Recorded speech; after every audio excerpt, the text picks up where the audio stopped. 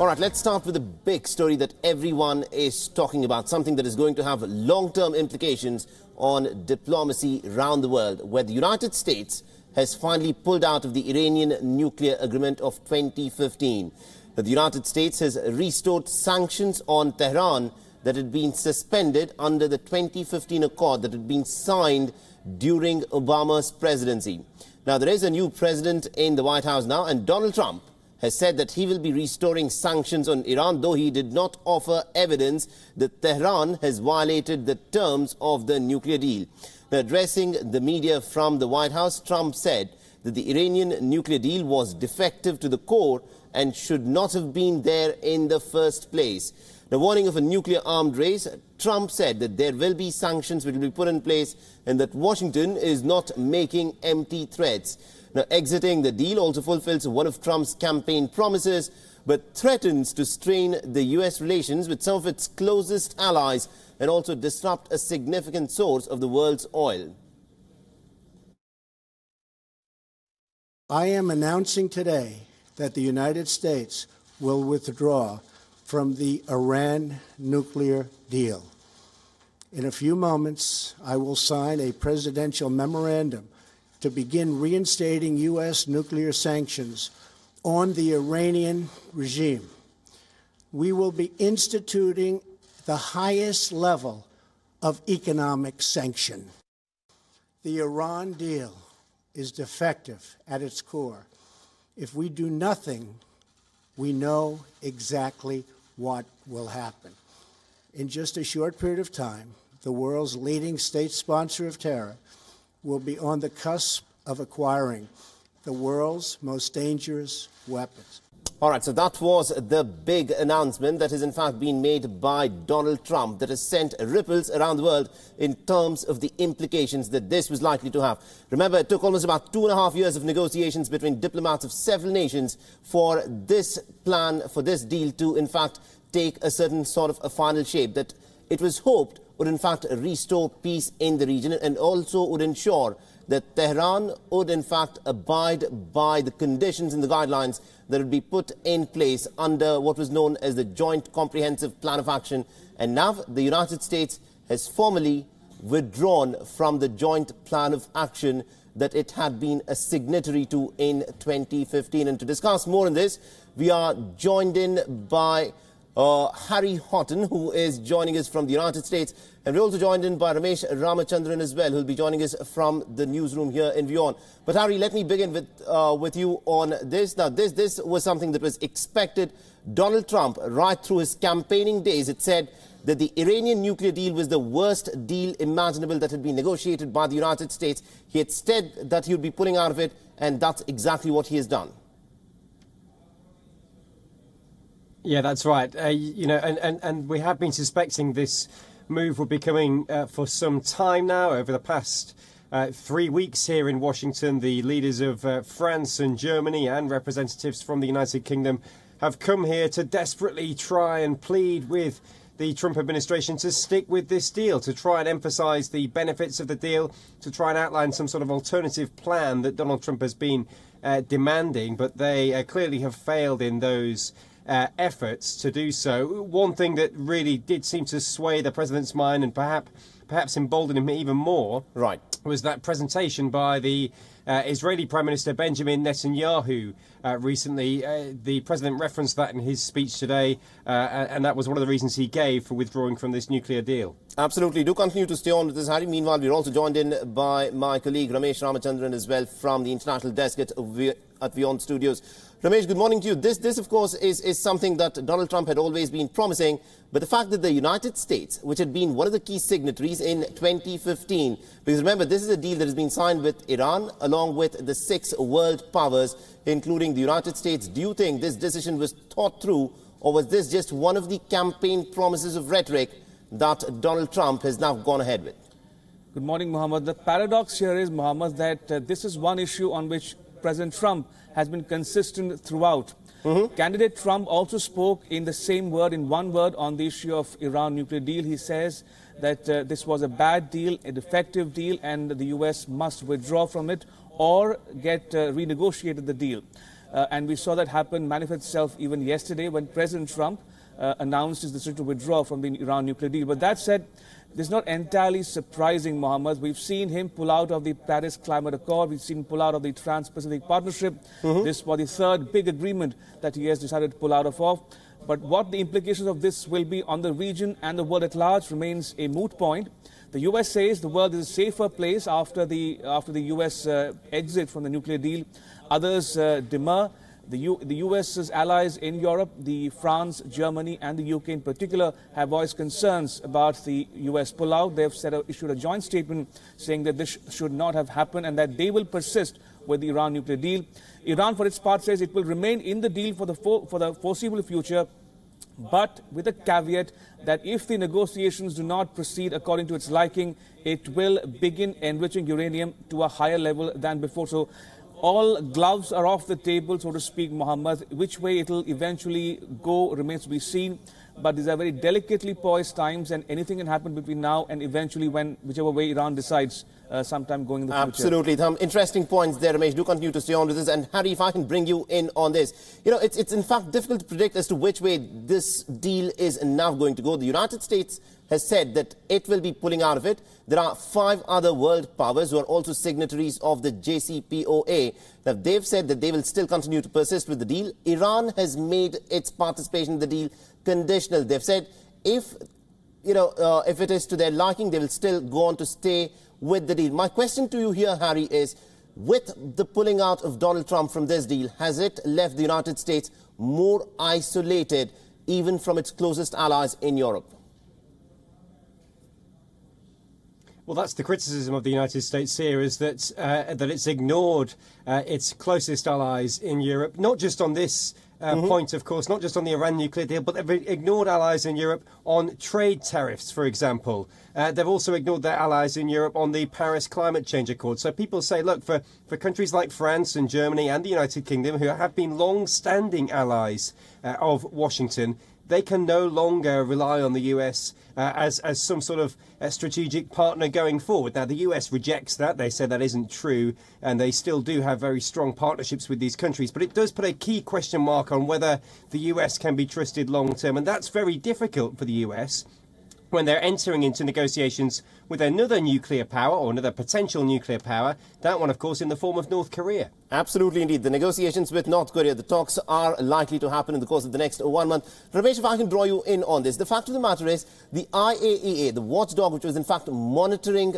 any sort of developments in terms of Iran enriching uranium, it had come forth and said that, look, Iran, for its part, has been complying with all the necessary agreements that have been put in place. But still, the United States has decided to now pull out. Talk to us a bit about the legality of the US action here.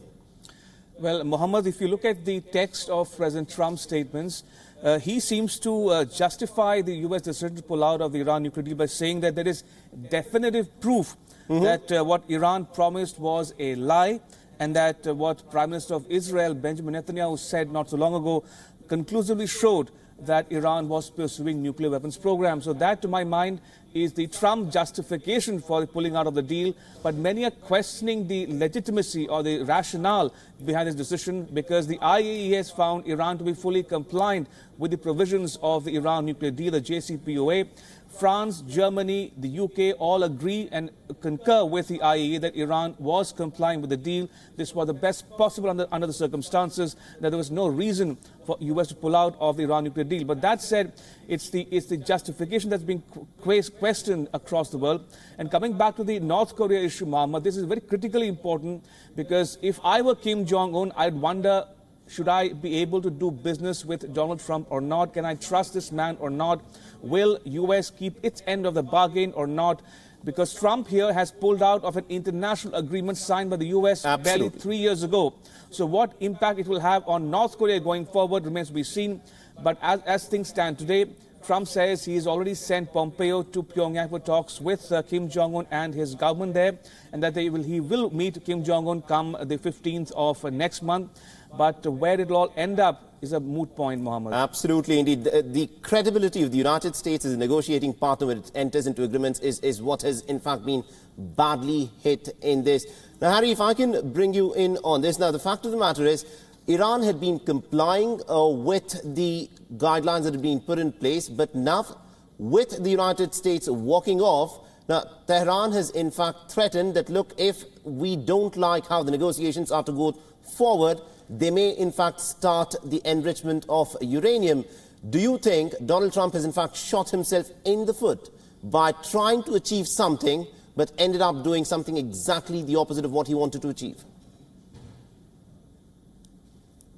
Well, the critics of the deal say that that's exactly what he's done. His predecessor, Barack Obama, who, of course, led the negotiations in bringing this deal about, he said that now the US finds itself potentially left with a losing choice between a nuclear-armed Iran or another war in the Middle East. That's what the critics say President Trump has done by making this decision today. Now, the Trump administration say that they are not preparing to put boots on the ground in Iran. That's not part of their plan here.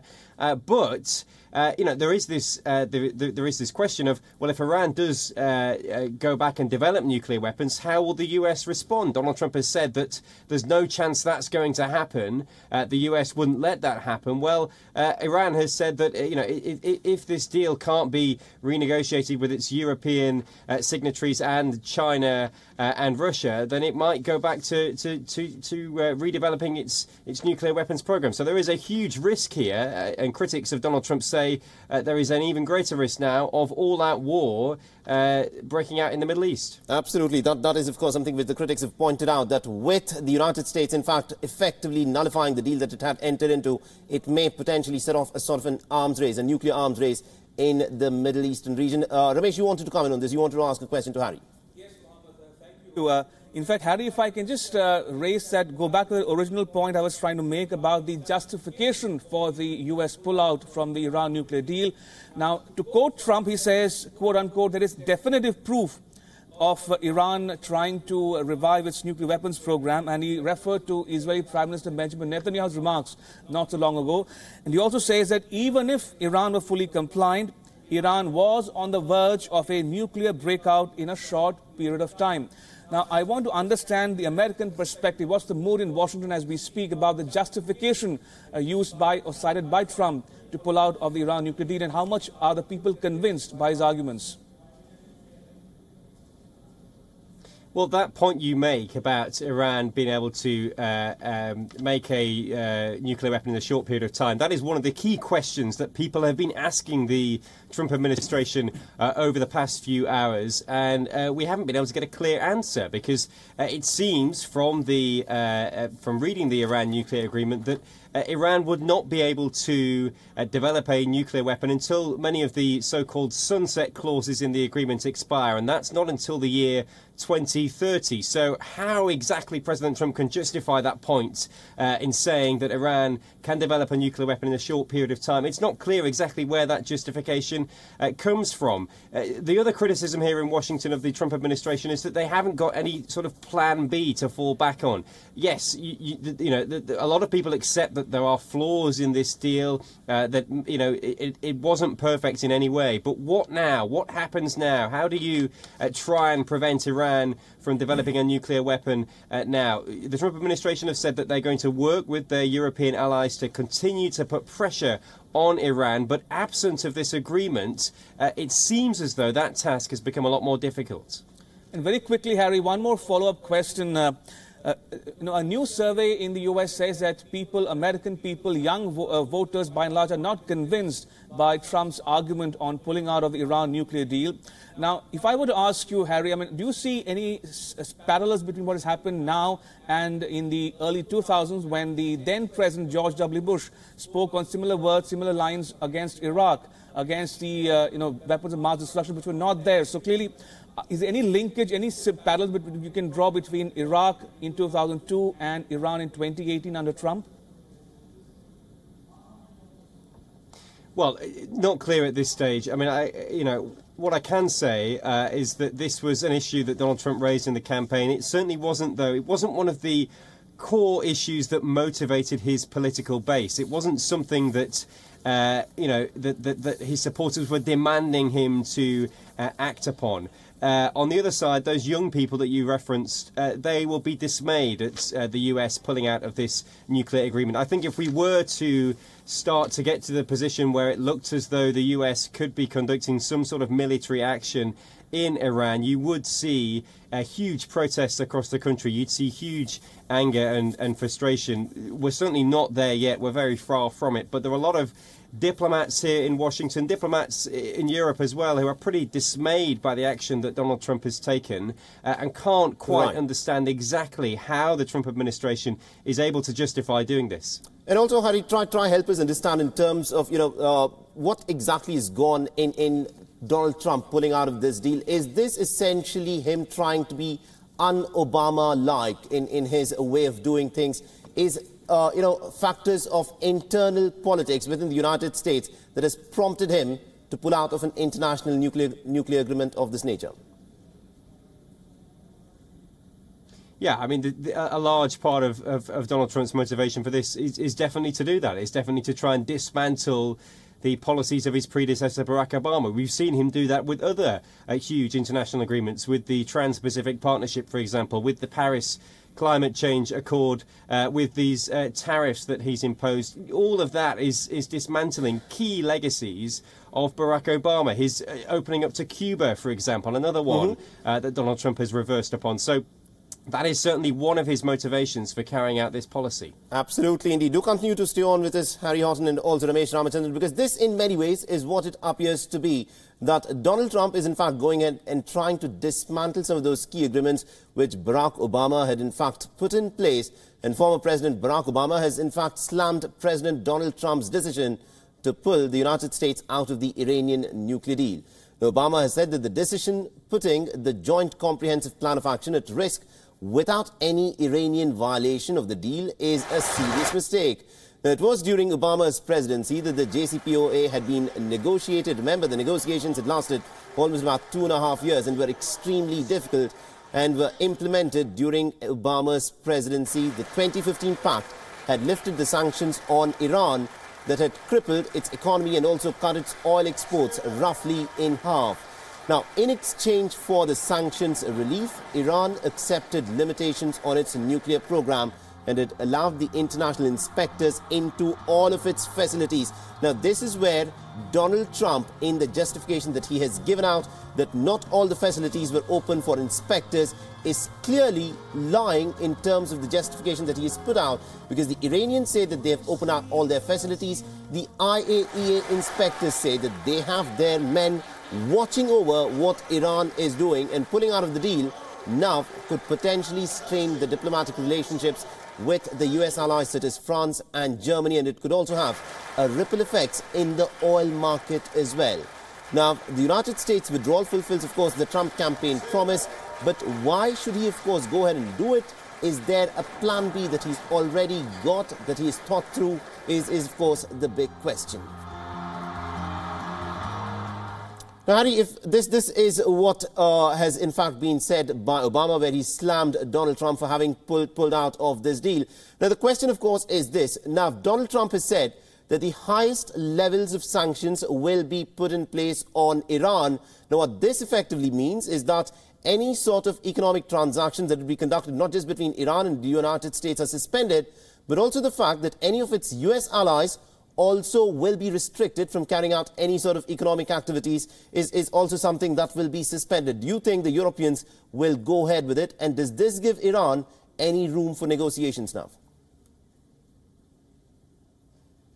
It doesn't appear so, no. I mean, the Europeans, I think before today were expecting the Trump administration to pull the US out of this Iran nuclear agreement, but things turned out to be significantly worse because of those sanctions, because the US says that it will apply heavy sanctions on Iran and possibly even additional sanctions as well. That suggests that any European company wanting to do business with Iran will be hit by US sanctions as well. So it makes it very difficult, almost impossible to see how this deal can go ahead without the US being a part of it, and with those heavy US sanctions, because effectively any European businesses are now cut off from Iran. So there's very little incentive for Iran to stay part of this agreement. You know, that of course is what a lot of people are in fact looking at, because Federica Mogherini, the top diplomat in the European Union, had said that they would like to continue with the JCPOA. But is there enough room for the European Union to try and still maintain the economic relationship with Iran is something that needs to be seen. Ramesh, you wanted to comment on this. Well, yeah, I want to go back to the North Korea point, because I want to take the story forward, so to speak. Now, in barely a few weeks' time, we'll see Trump meet Kim Jong-un, probably in Singapore in the middle of next month. And I'm wondering, when Trump said, "When I make promises, I keep them," would Kim Jong-un be convinced by that argument, Harry? Well, it's hard to say. I mean, I think you could say that North Korea didn't trust America before this deal was blown up, if you like, this Iran nuclear deal. So the fact that North Korea still doesn't trust the United States, well, not much has changed there. The US perspective on this, President Trump believes that he is now in a stronger position to negotiate with North Korea, because it's clear to the North Koreans, he believes, that they will have to come up with some sort of a much stronger deal than the one we saw the US negotiate with Iran. So President Trump feels that the US is now in a much stronger position to negotiate, because they've said, look, that deal with Iran wasn't good enough, we need to do something even better, and that makes things very clear for North Korea going forward into these negotiations.